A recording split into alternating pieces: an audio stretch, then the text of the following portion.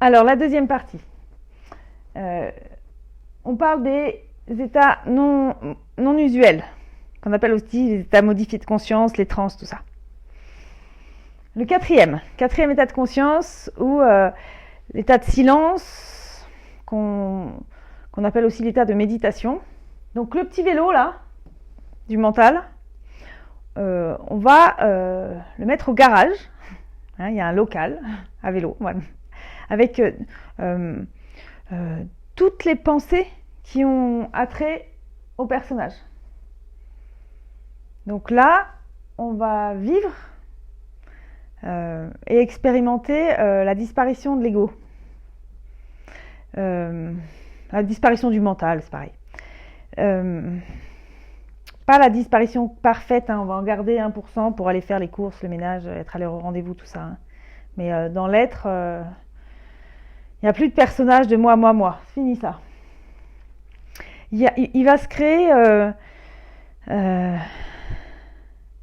un silence, mais un silence intérieur qui n'est pas l'inverse du bruit. Parce qu'on peut se dire, voilà, je fais home, je suis dans le silence, mais en fait le petit vélo est toujours là, il n'est pas au garage. Il peut mouliner sur des choses très belles, il mouline sur la compassion, l'amour, tout ça. Mais c'est...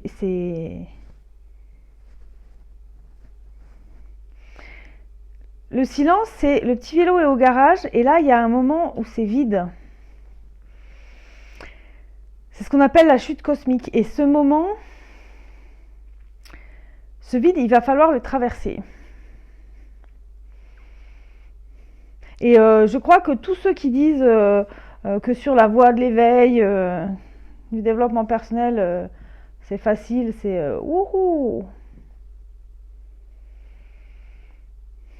Il faudra qu'ils m'expliquent comment ils n'ont pas traversé ce vide abyssal. C'est un vide abyssal, où il n'y a plus rien là. Ah, tout s'écroule. Et là, on va visiter les caves. Et en ce moment, les caves, elles sont pleines à craquer. Et on va mettre de la lumière sur ces caves.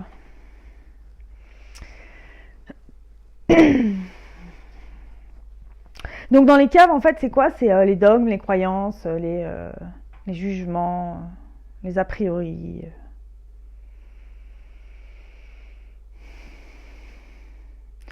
La jalousie, les mensonges, tout ça. On va se voir. Et une fois que les caves sont nettoyées, il ne reste que l'être. C'est là où va apparaître l'être-té. Le personnage disparaît et l'être apparaît. C'est ça, le personnage disparaît, l'être apparaît. C'est après avoir traversé ce vide, on peut l'appeler l'enfer, j'en sais rien, je sais pas, on dit le nom, mais il y a un moment où, punaise, qu'est-ce que c'est difficile, quoi. Oh.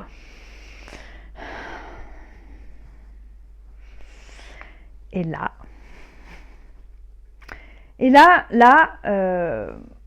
avec l'être-té s'installe la paix, la joie et l'amour, qui sont des choses qui sont des bases, mais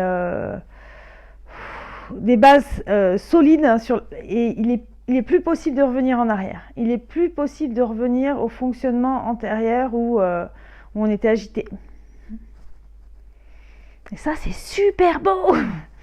Et donc, au moins dans cette paix, notre corps, physiologiquement, qu'est-ce qu'il va y avoir? Il va y avoir de la dopamine, de la sérotonine, de l'ocytocine, le cortisol bas, tout ça. Notre physiologie, elle va être en faveur de ne pas être malade. C'est pour ça que la méditation, le silence intérieur, ça soigne. Donc sur ce lit de paix, qui est l'être-té, donc là, le vide devient plein, de ce vide on devient plein de rien, mais de tout. Et c'est là que l'observateur, il sort du placard et il dit: ah tiens, si je pouvais voir les situations que je vis autrement qu'avec mon programme de rejet, jugement, jalousie, mensonge. Et là, l'observateur, il est aussi appelé le double de lumière. Mais c'est pas que des mots, hein, on ressent dans le corps, on peut pas passer à côté. Hein, c'est ok. La vision, elle est claire, quoi. C'est ok. Et ça, c'est l'obstétricienne qui parle. C'est le double de lumière, c'est le placenta pour le fœtus, hein, qui doit être en lien avec la terre, mère, un arbre qui pousse, tout ça, tout symbole vers le ciel. Hein, c'est beau. Et donc, quand notre observateur apparaît, c'est là où on enlève le voile et où on va avoir une vision plus claire de soi. Hein, vu que la cave est nettoyée, ça va, quoi. C'est pour ça, enfin, on va nettoyer la cave aussi. Hein. Donc, de soi et du monde. Et à partir de là,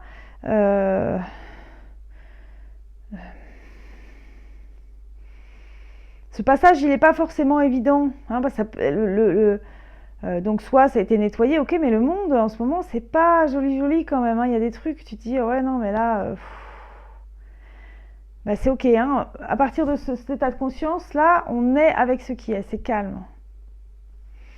Et à partir de cet état de calme, on va pouvoir se mouvoir dans les variables du monde et agir à partir de ce silence intérieur. Et c'est ce qu'on appelle le 5e état de conscience. Alors, bien sûr, je ne l'ai pas encore précisé, mais il va de soi. Hein, c'est un continuum, tous ces états de conscience. On peut aller, venir, voilà. Hein, donc, ce qui est intéressant de savoir, pourquoi je partage ça, c'est pour, si jamais on a vécu un 5e état de conscience, bah, de savoir que c'était juste ça, quoi. On n'est pas fou ou je sais pas quoi, hein.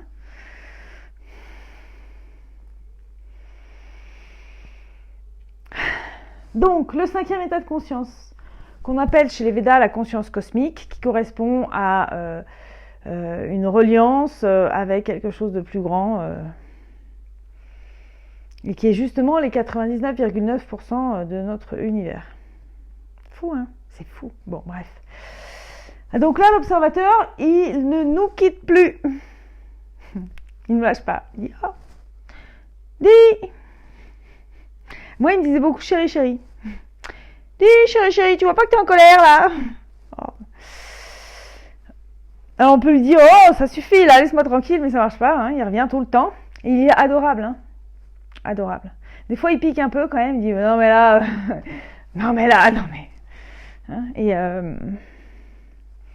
ça devient notre meilleur ami. Et là, quand on est là, c'est sûr qu'on est sur un chemin de remise en question de soi. Hein. Parce que on peut plus se mentir là, il n'y a plus de mensonges. Il y en a, ils y vont jamais là-dedans, dans ces états-là. Bon.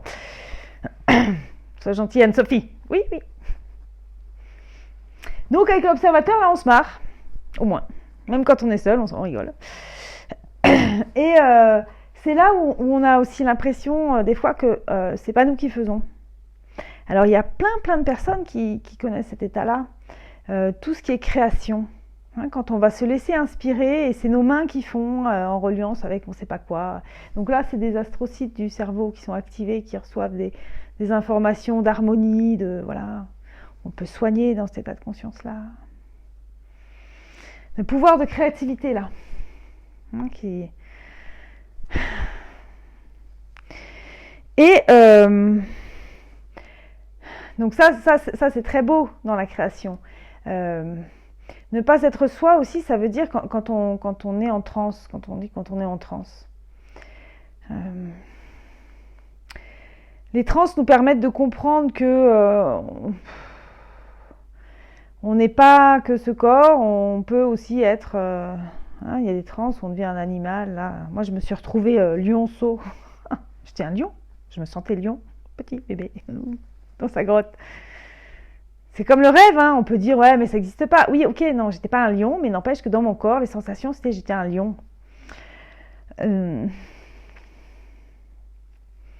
Donc, on peut observer que notre corps, il peut être plus vaste, plus riche que ce qu'on en pensait. Et aller visiter ces états de conscience, là,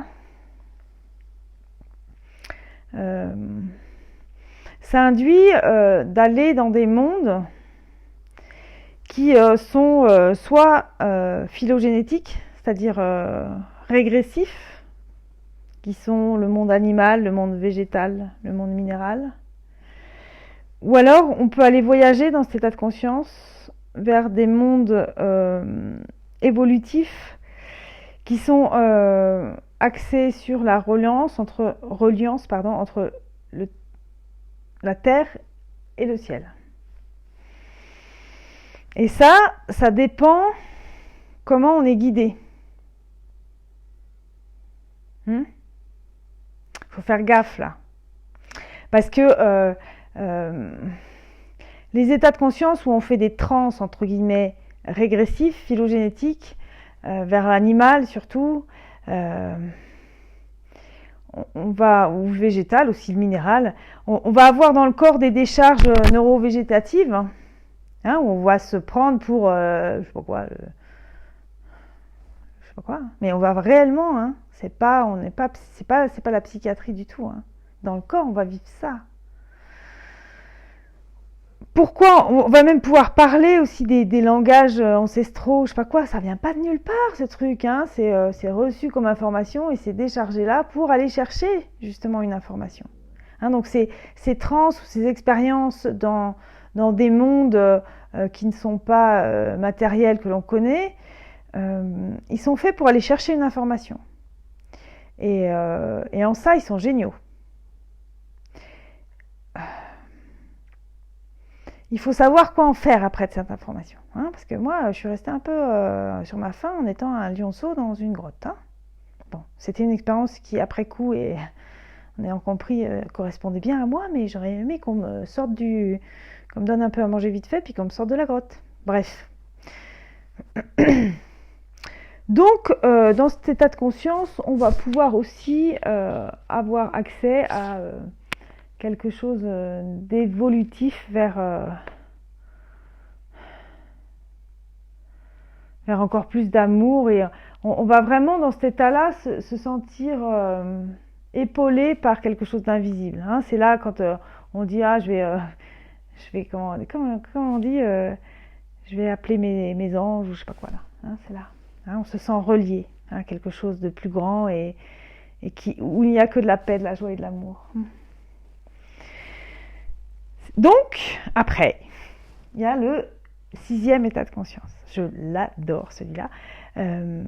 L'état dévotionnel ou l'état de grâce, qui est un état où il ne se passe rien de particulier dans le monde et les sensations internes, elles sont orgasmiques. C'est waouh! Donc là, il y a les endorphines, il y a l'ocytocine, et il ne se passe rien de particulier à l'extérieur. Pardon. On peut dire dans cet état-là aussi qu'on se sent aimé de la source, de ce truc invisible qui est des 99,9% que j'appelle moi la source, faut bien l'appeler, ou la lumière libre. Donc on se sent aimé. Quoi qu'il se passe, on se sent aimé. En anglais, on dit blessed. Ça dégouline de... On se sent... Ça dégouline de... Voilà. Donc la physio du corps, là, ce qui circule dans le corps, ça favorise pas les maladies. C'est cool. Ça augmente l'immunité. Et ça, c'est des états de conscience qu'on peut vivre aussi. Alors moi, j'en ai vécu un la première fois que... une fois, c'était en rêve dirigé. Une thérapeute qui m'a guidée, où je suis allée dans cet état de grâce. Et malheureusement, la thérapeute n'était pas allée dans cet état de conscience-là. Donc, j'ai pas compris tout de suite ce que c'était. Donc savoir, c'est juste normal. C'est ce qu'on fait aussi dans les expériences de mort imminente. On va... Alors, les expériences de mort imminente, c'est pas forcément suite à un traumatisme ou un accident. Ça peut. Moi, j'en ai fait plein sans avoir d'accident, aussi avec des accidents, mais pas que. Hein. Et c'est là où on va être en contact avec cette lumière. Ça va être une lumière qui est indescriptible tellement on ne l'a jamais vue auparavant. Et on va, vous imaginez bien, on va pas avoir envie de quitter cet endroit. Hein. C'est ah ouais, non mais là, je veux pas revenir en arrière. Et après une expérience comme ça, on revient jamais en arrière. C'est pas possible. La vie, c'est plus pareil. Ça fait switch ou reset.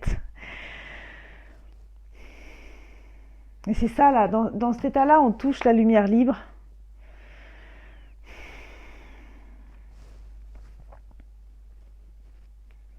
C'est ce qu'on appelle aussi ponctuellement l'illumination. Hein, il n'y a plus de voile. Et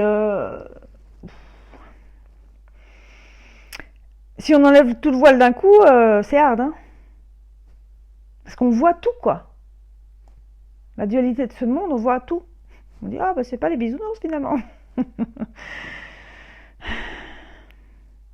Et donc, quand ces états d'illumination deviennent constants, c'est ça qu'on appelle la présence. Donc là, il y a l'être-té, apparition de l'observateur, et il y a la présence. Et le 7e état de conscience, l'état unicitaire. Hein, vous avez vu, c'est super à la mode en ce moment, on est tous reliés.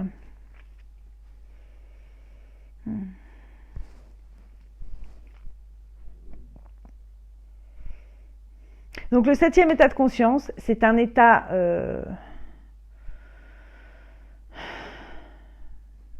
dont on ne peut pas parler parce que c'est tellement réducteur par rapport à ce que c'est.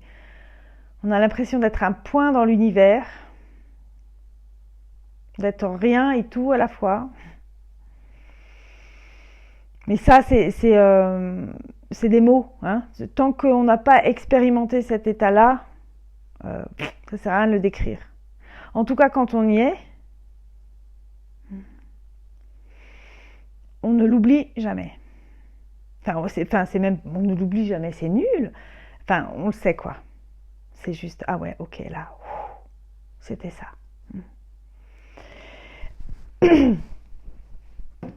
Tout ça, ça fait partie de nous, les êtres humains, d'accord, hein, soit on décide de rester tout le temps dans le petit vélo,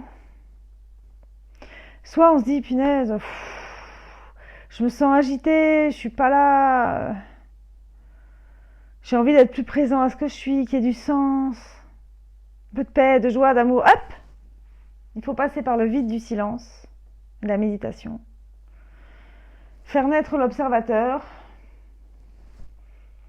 se marrer avec l'observateur, vider les caves et agir dans ce monde à partir de ça, quoi. Après, les autres états... déjà, si on s'arrête là, c'est génial. Voilà. Donc, peut-être qu'il y aura des questions, sûrement. Non, je n'ai pas d'études scientifiques à propos de cela. C'est juste mon expérience qui me fait expliquer ces états-là, qui sont des continuums, hein, de cette façon-là. Ce qu'on sait, c'est que dans ces états par là, hein, je ne suis pas sûre qu'on les ait étudiés, ceux-là encore en neurosciences, il y a plus d'ondes bêta dans le cerveau, aux électroencéphalogrammes. Il y a des fréquences qui sont plus lentes. Il y a plus d'ondes à fréquence lente et moins de fréquences rapides. Ah bah tiens, on est apaisé, là on est agité. Bon, enfin, tout ça c'est